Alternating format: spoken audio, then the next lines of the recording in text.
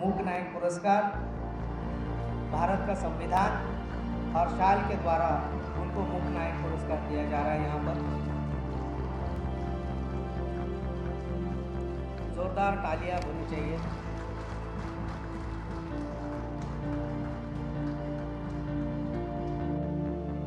म्हणून हे नंतरच्या काळामध्ये वक्त्यांनी मला अभी बताया मुझे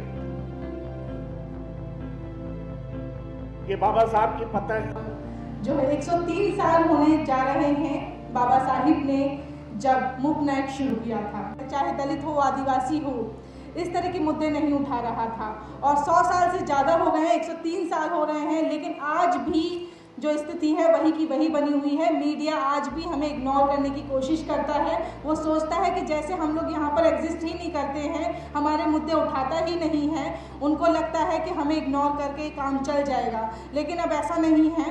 अब जो है हम लोगों ने उन्हें जवाब देना शुरू कर दिया, क्योंकि अब हमें किसी के माइक की ज़रूरत नहीं है, हमें किसी के मीडिया की ज़रूरत नहीं है। हम लोगों ने अपना मीडिया खुद शुरू कर लिया है। बाबा साहिब ने उसकी शुरुआत की थी और वही जो एक छूट गया था पीछे, बाबा साहिब जो है फाइनेंशियली कंडीशन की वजह से मूक नायक को बंद करना पड़ा उस समय, लेकिन फिर से हम लोगों ने 31 जनवरी को 2021 को मूक नायक शुरू किया। उसका माइक मेरे सामने रखा हुआ है अभी। और 3 साल हमें 2 साल होने जा रहे हैं। 2 साल में जो है हम आप सबके बीच में पहुंच चुके हैं, ये हमारी उपलब्धि है। और साथ ही मैं और भी चीज़ें आपको यहाँ बताना चाहूँगी। मूक नायक अभी ऑक्सफैम की जो रिपोर्ट कहती है कि ऑक्सफैम से पहले भी कई सारी रिपोर्ट हो चुकी हैं कि कोई भी दलित आदिवासी जो है डिसीजन मेकिंग पोस्ट पर नहीं रहा है या वो कभी एडिटर पोस्ट पर नहीं रहा है।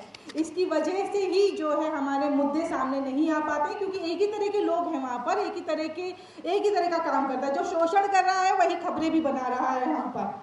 तो इस तरह से तो जो डाइवर्सिटी है, इस तरह के जो सही मुद्दे हैं वो सामने नहीं आ पाते हैं। और 2006 में अनिल चमड़िया हैं, प्रोफेसर यादव हैं, उन्होंने एक रिसर्च किया था जिसमें उन्होंने बताया कि प्रिंट मीडिया हो, चाहे इलेक्ट्रॉनिक मीडिया हो, चाहे टीवी मीडिया हो, सभी जगह एक ही तरह के लोग बैठे हैं। हमारे लोग अगर वहाँ पर शामिल भी हैं तो छोटी मोटी पोस्ट पर हैं। वो कुछ लोग तो ऐसे हैं जो अपनी आइडेंटिटी छिपा के काम कर रहे हैं, कुछ लोग जो है वो चुपचाप काम कर रहे हैं, क्योंकि सबको ही रोजी रोटी कमानी है, सबको ही पेट पालना है, सबको ही परिवार पालना है, लेकिन डिसीजन मेकिंग पर आज तक नहीं कोई पहुँच पाया।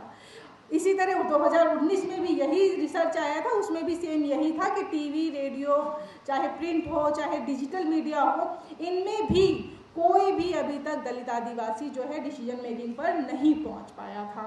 और ऐसा ही एक अल्टरनेटिव मीडिया भी आया। अल्टरनेटिव मीडिया इसलिए मैं कह रही हूँ क्योंकि जो मुख्य धारा की मीडिया है, जो मेन स्ट्रीम मीडिया है, जो टीवी मीडिया है, उसमें तो ये स्थिति देखी गई थी। अल्टरनेटिव मीडिया में भी ये स्थिति देखी गई, जो हमारे नाम पर हमारी स्टोरी करता है, लेकिन वहाँ पर भी एक ही तरह के लोग बैठे हुए हैं।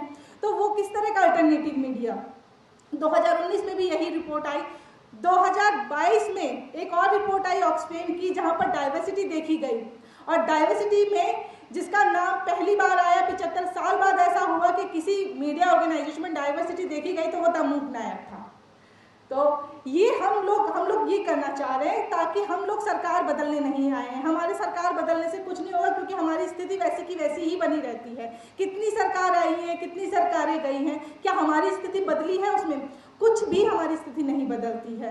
इसीलिए हम लोग अपना माइक लेकर आए, इसलिए हम लोग जो है अपना मीडिया ऑर्गेनाइजेशन लेकर आए, ताकि अब हम दिखाएंगे कि हमारा दर्द क्या है, हमारे मुद्दे क्या है और किस एंगल से हमें दिखाना है। मेरा हाथ कटा है तो मैं बताऊंगी कि मुझे कितना दर्द है, किसी और की जरूरत नहीं कि कोई और मेरा दर्द बताएगा।